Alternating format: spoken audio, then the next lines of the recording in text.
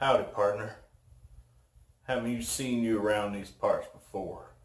We don't take too kindly to you here in this tiny town. It's going to be epic for you. We're looking at tiny epic western. Let's go down to the table and check it out. All right.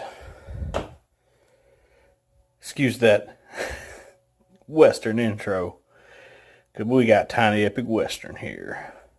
So let's check it out. So yeah, this is another tiny epic game by Gameland Games. They have the Tiny Epic Defenders, Tiny Epic Galaxies, Tiny Epic Quest, Tiny Epic Western. I'm sure there's one I'm forgetting, but so far they've all been really good. Galaxies is awesome. Quest was so awesome. Even though we played a major part of the game incorrectly, after I figured out how we were supposed to play it, it was probably would have been even better. But anyways, Scott Holmes, I think he did all these. Artwork is just so cool. That's what a 4-player game setup looks like. And let's see what's in the box.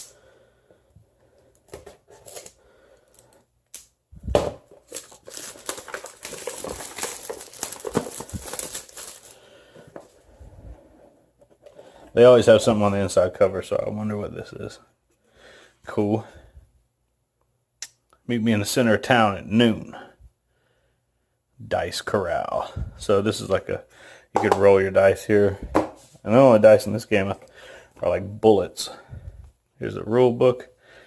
QR code you can scan to watch an instructional video. It's very cool. Show you all the components. There's those custom dice. It's really cool. Prologues, a little bit of flavor.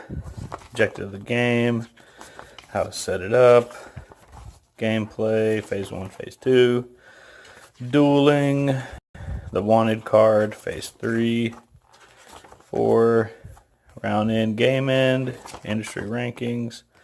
Solo variants. That's what I like about these tiny epic games too. There's always, it's always 1 to X players. So if you wanted to, you don't have anybody to play with, you could always play it solo. It's really cool. All right, let's see what's in here. There's a wanted card. There should only be one wanted card, and it gets passed around, and certain things happen if you have the wanted card. And it is double-sided. That's cool. They didn't have to do that. Let's see what it says real quick. If you were wanted at the beginning of phase 3, gain X. If you were wanted at the end of the game, gain 2. So I don't know what those symbols mean, but there you go. Here's the playing cards in the game. And they look weathered, like used. Which is cool. And the backs look used, and they've got the 4 different faces that are in the game. It's just all the, this attention to detail is so cool. So the numbers obviously are 1 to 5. And then these suits actually have rankings as well. So there's a low suit and a high suit. Then you've got the different building cards. I could be wrong. I've never actually played this game. But I think these slide in at the locations as porch spots.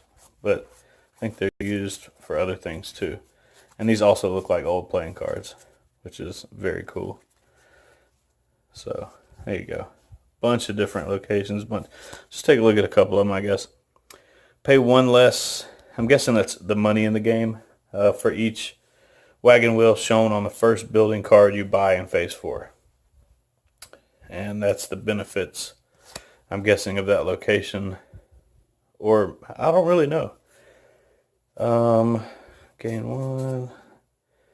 Mining company, gain 1 for every shovel and pickaxe you own. General store, convert any number of badges to gold. So I don't know what this is. Maybe it's any resource. That's probably it. Cattle farm, beginning of phase 3, gain 1 of any resource for every steer suit poker card in play. There you go. I'm pretty sure there's going to be a poker card. It showed it in the setup. There's like a poker card in between every location. Yeah. Poker card space. Rivals card space. It's going to be like face down cards in between every location. Something like that. But anyways, here's these really cool one-of-a-kind dice. I've never seen anything. Well, I've seen something similar, but never a bullet where you actually... I mean, look at this. There you go. 6 for yellow. Whoa, what are the chances of that? But anyway, just really cool dice. And then the characters. It's where you keep track of your different resources. Those are the 3 different resources. And everyone has like a little special ability. And on the back, it's got round summary and the poker hands, in case you're not familiar. I swear it looks like Pocahontas. But anyways, the banker, the gambler, the rancher, the cowgirl, the outlaw, and the chief. So there you go. And there's an even number of... well, maybe it's not even, but there's a good mix of males and females, which is always good to see. And this is up to 5 players, or 4 players. Oh, dropped my bullets. 4 players, and there's way more than 4 characters, so you could actually, everyone could have their own reference sheet, which is cool. And by the way, these are really good quality, like linen, thick, you know, really nice. Same goes for all the playing cards. Really nice components so far. And the bullet dice as well are nice. These are a little bit thinner, but that's fine. I mean, because you're going to have to pick them up and slide things underneath them here and there. So here's the different locations. And I think they're double-sided because depending on the number of players, like if blue wasn't in the game, I think you'd flip this over and that'd become the courthouse. There you go. So let's let you look at the locations real quick. Courthouse, saloon. There you go. So saloon specific to a player, saloon not specific to a player. Town hall, the bank. So this is a worker placement game at its core, I believe. And that's where you would place your workers, and then someone else could go and play there, and then there would be a duel, and you'd roll some dice and figure out who won the duel, and then that person would get to take that spot.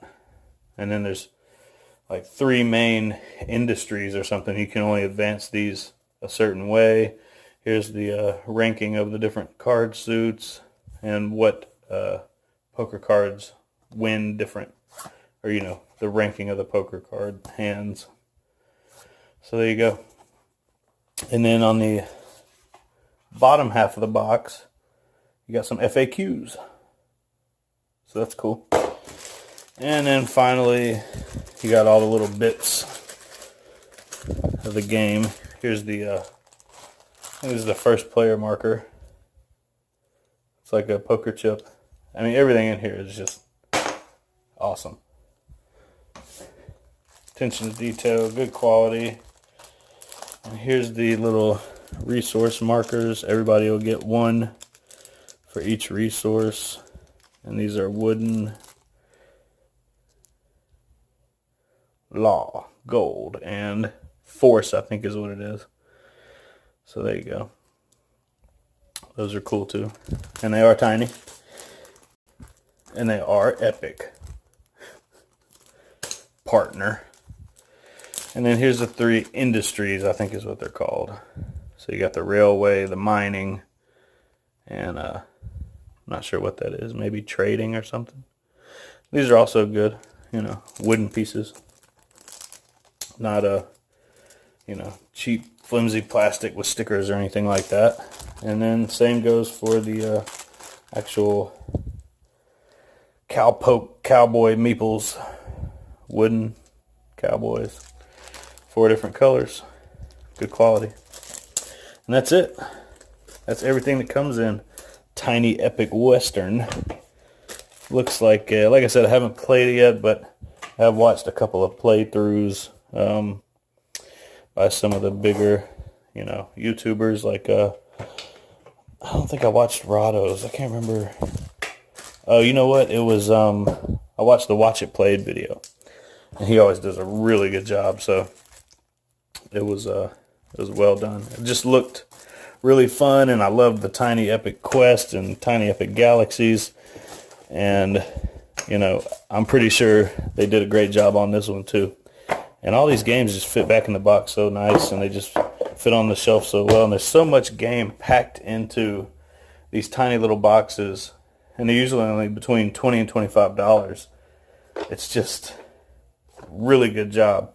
GameLink Games, Scott Alms, I hope I'm pronouncing that right, and all of the artists and designers, big props to these guys. This is an amazing series of games.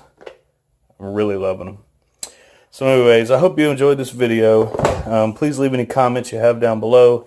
Hit that like and subscribe button. Also check us out on Instagram, Facebook, and Twitter. We do post daily. And as always, thanks for watching, and play all the games.